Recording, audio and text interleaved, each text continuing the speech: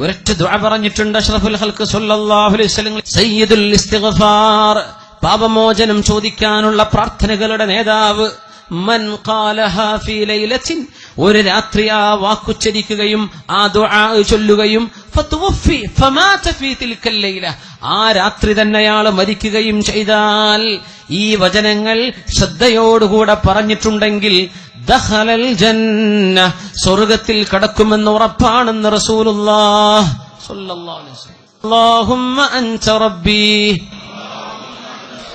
ലാ ഇലാഹ ഇല്ലാ അൻത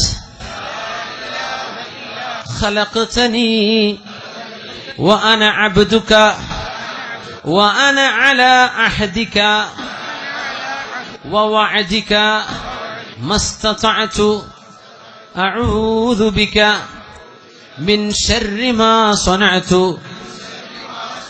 أبوء لك بنعمتك علي وأبوء بذنبي فاغفر لي فإنه لا يغفر الذنوب إلا أنت.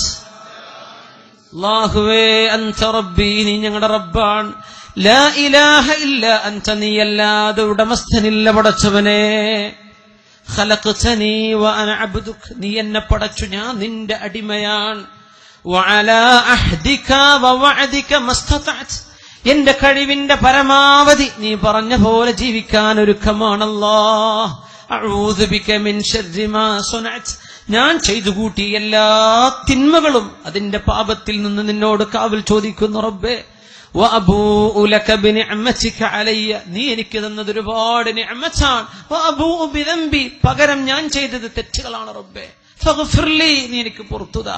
ലാ ഫഇന്നഹു ലാ യഗ്ഫിറു ദുനൂബ ഇല്ലാ അൻത, നീയല്ലാതെ പുറത്തു തരാൻ ആളില്ലല്ലോ അല്ലാഹ്. ഇത് ശ്രദ്ധയോടുകൂടെ ഒരു പകലിൽ പറഞ്ഞ് മഗ്രിബിന്റെ മുമ്പ് മരിച്ചാൽ അയാൾ സ്വർഗത്തിലാണെന്നും പരിശുദ്ധ റസൂലുള്ളാഹി സ്വല്ലല്ലാഹു അലൈഹി വസല്ലം, ആ ഹബീബല്ലേ നമുക്കിതൊക്കെ പഠിപ്പിച്ചു തന്നത്. സല്ലു അലൻ നബി മുഹമ്മദിൻ വആലി, അല്ലാഹുമ്മ സല്ലി അലാ سيدنا محمد وعلى آل سيدنا محمد وبارك وسلم عليه. الله നമ്മെല്ലാവർക്കും പുറത്തു തരട്ടെ.